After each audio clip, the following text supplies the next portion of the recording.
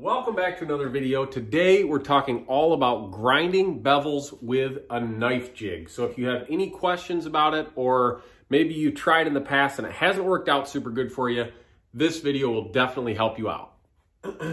All right, so I'm starting on a batch of knives today, and the first one I'm doing is a new design. It's kind of a puko design, and it's got a super aggressive Scandi steep grind.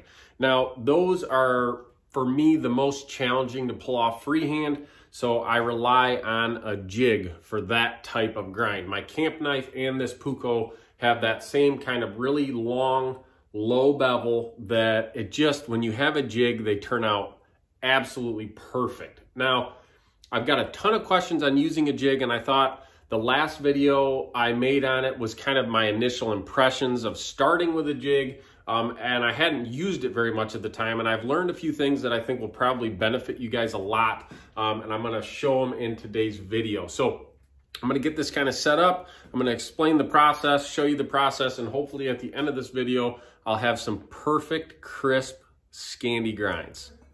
So here is the blade we're going to be grinding today. You can see it's a very kind of clean, simple puko design. And I already have my center scribe line put in that blade. What I do is use a little blue layout die, and I use a height gauge on a granite surface plate to get my center scribe line absolutely perfect. And it's super, super key to using a jig that you do that, because you're constantly working off of that center line. And you want both sides to be even. So if you end up grinding over a little too far, it'll throw your bevel off, it'll throw your edge off. So make sure you get that center scribe line to where you can see it really good the whole time while you're grinding. The second step is making sure your grinder is set up properly, which probably sounds dumb, but you have to make sure your platen is super flat. Over time, the warp get a little funny. So either make sure you've got a nice new clean platen or surface grind it or whatever. Just make sure it's really clean and flat. And also, I'm just using the standard Beaumont work rest with this that actually comes with the TX grinder. Make sure when you mount this up to your grinder that it's perfectly square and everything's clean. It's super important, and people probably don't talk about it enough, but getting everything set up properly and using good abrasives is key to clean grinds. So what I'm gonna do is start with a 36 grit. I'm going to cut in, and I'll probably stop every step of the way and explain what I'm doing, why I'm doing it, and how it's working. Now, these jigs are there's a bunch of companies that make these, and setting up the jig properly is really important as well, I've found. So I'm going to switch the camera around. I'm going to get this knife, put in the jig, and explain why and how I'm doing it. I didn't mention, but this is actually Damasteel. So I'm not super worried about rust or anything like that, but I always coat the flats of the knife, whatever knife I'm doing, even if it's high carbon or stainless. I'll always coat them with a little bit of this Pelican paste wax. And what that does is it kind of gives your blade a little coating. So when you're grinding it and dunking it in the water, it doesn't end up rusting, and it stays good and clean. You also can tape each side of this when you go to mount it on the jig. That way you're keeping those flats good and clean and not scratching them. For this one, this is getting hand sanded. So those flats, I'll have to fix them no matter what. So I'm not worried about taping them. But there's multiple ways to mount a knife to a jig, and you kind of have to go with the blade design and whatever it is. A lot of them come with little slots and little bolts that you end up having to line up your pinholes and mount it. But what I've been doing lately, you can see this thing's kind of nasty, is I set up these little Allen head kind of standoff screws to where the blade will set right on those like that, you see. And then what I'll do is take a vice grip, which isn't set up right now, but just to show you guys, and I will clamp it right to that jig. That way it's held in place really good, and it's repeatable to where I kind of see how far it's hanging over one side, and I make sure I just copy that when I go to flip to the other side of the bevel. This saves you a little bit of time dealing with those screws and bolts to mount the knife to, and this way you can kind of adjust it a little more and really just make it how you want it, as opposed to having to deal with these slots and lining up your pinholes with those slots. So set it up to where your grinder will allow you to kind of clamp it on there, hold it tight, and you'll see kind of when I'm grinding this what it looks like. But something like that. Again, you can adjust where these little standoffs are at depending on how tall the bevel is on your knife and everything like that. And you can see even with this, I've ground into this a couple times, you know, not setting it properly or whatever. But that's pretty good. I like it to be relatively flat along the top. And I'll probably end up sliding this over probably about like that when I go to grind it. And that looks pretty good. So I'm gonna clamp this in. I'm gonna get the grinder set up, get the work rest on there, and we are gonna start grinding this. And like I said, I'm gonna stop the grinder along the way and kind of explain what I'm doing and why I'm doing it. All right, so you can see it's mounted in. We got our vice grip on there, holding it on there, which doesn't get in the way. Everything works out good that way. The last step is setting your bevel angle. Now, what I like to do, especially because a lot of times when I'm doing this, I'm doing different thicknesses of steel, different bevel heights. I like to start a little steeper than what I even think. So when you start grinding, you can kind of see that you're getting towards your center scribe line, and maybe your bevel isn't up as high as you want it. You can tweak that, bring the bevel up a little bit by making it less steep and kind of adjust it from there. And again, that all depends on blade thickness, how thick you want your final edge.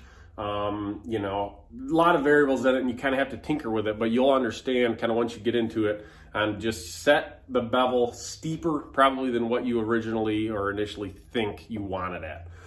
So that kind of goes over your general setup. Now I'm gonna get my mask on and get this all set up, and we will start grinding.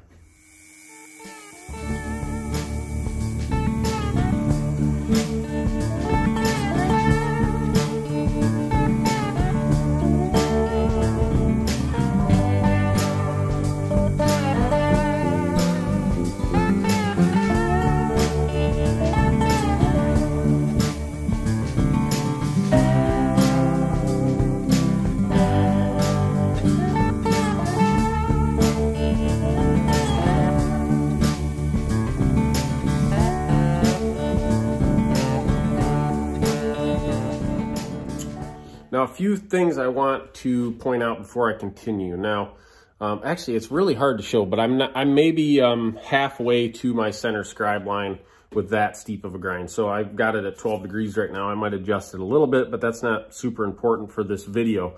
Now, what I want to talk about a lot is some people will even mark right here as far as where their plunge is at, so they can know how far back to bring the plunge. And what I do is I kind of start it further forward. You can, man, it's really hard to show you guys, but I start it further forward. And then as I work up on the grits, I will bring it back just a little bit each time. And then, so once I'm at that 220 grit, I even them up really good and get them to where they're nice and crisp. I guess as far as belt progression, it's good for you guys to kind of tinker with a little bit. I like to say, don't go as far as what you think, so that way you can always get those previous grind lines out. So with this, I'm going 36, and then I'm going 60, 120, and then probably 180, and then 240.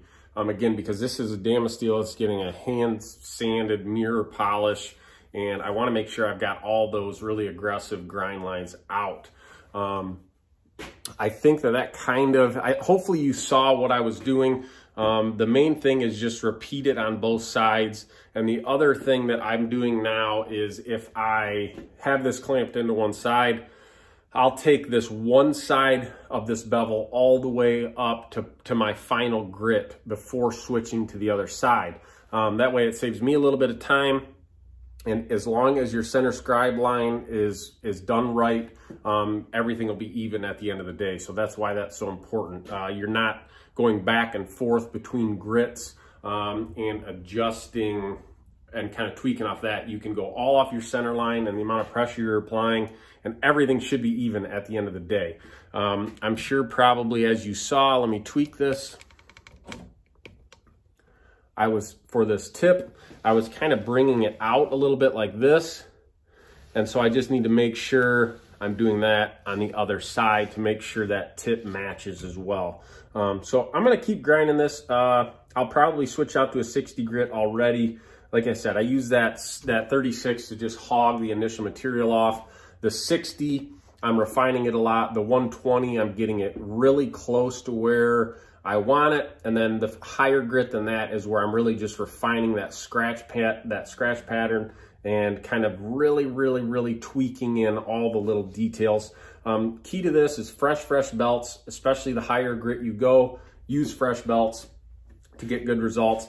And kind of, I think the problem people run into with these is applying the correct amount of pressure at a given spot. So you can see, like in this one, I'm a little weak right here just because I need to bring this back further still. So you can see it's a little low there as I go, and it looks pretty even at the tip. It's a little lower.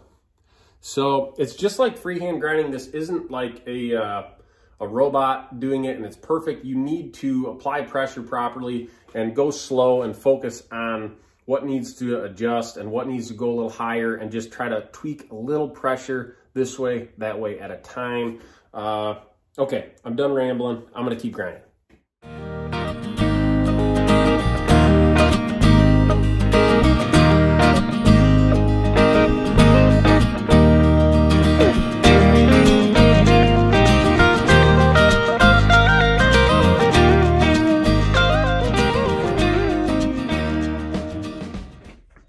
All right, so I let the time lapse roll there while I was doing that, and you can see kind of what it's looking like right now. Now this is at 180 grit, and I might just stop there because I've got a lot of hand sanding to do on this. But you can see it just stays nice and crispy and even. And then let's see if I can show off this portion. How, as long as you keep it, you can see I ground right to the line because this is going to get a 0 edge because it is kind of an aggressive Scandi grind. And now I just have to match the other side and make sure I match this same plunge, which I haven't talked about much, but depending on how much belt you have hanging off here is what your plunge looks like. So make sure you have the same amount hanging off on this side as you do this side when you go to grind your other side. So hopefully I'm answering some of your guys' questions here. I adjusted the grind angle 1/2 degree to bring that bevel up just a little higher where I wanted it. And I did that with the 120 grit belt, which is aggressive enough to be able to cut that back. And it's looking pretty good. So once you have your one side done, you need to pull this off, flip it, and make sure when you go to set it for this side, you have about the same amount of tip hanging off. Maybe that's not important. I'm not sure. That's just how I always do it. I just make sure it's I think having these things as a little guide to set on is the most important part. Clamp it in, and you're ready to go. I clamp these pretty tight as well, just because I really don't want them to budge when I'm doing this. So hopefully that answers some of your questions. I'm gonna grind this other side. Hopefully everything matches up good. And then I'll check back in once it's finished up.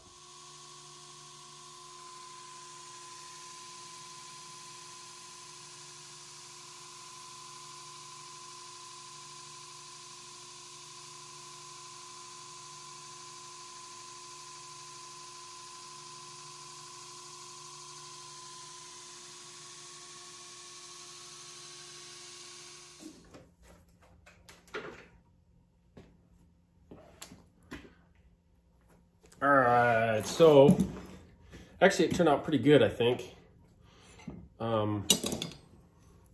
Didn't pull it off yet to see, make sure everything's good.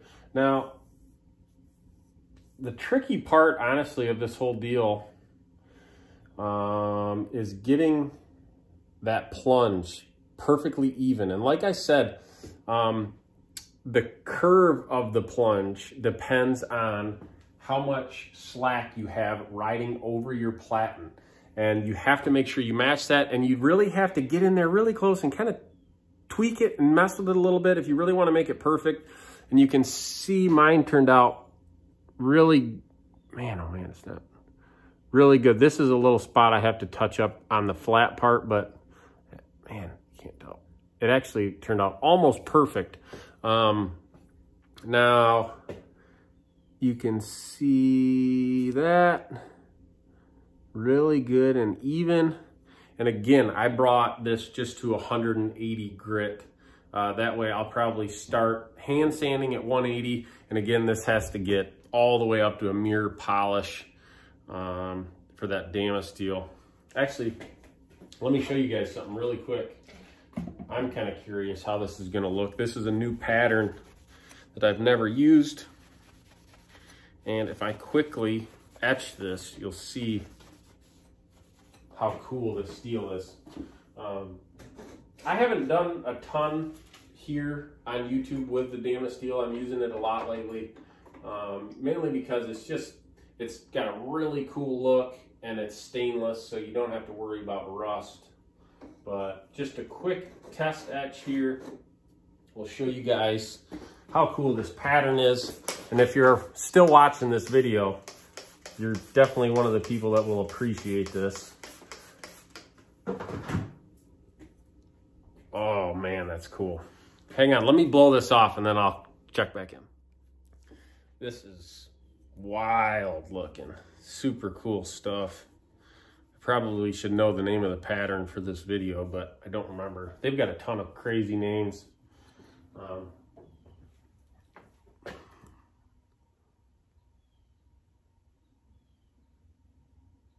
Wow.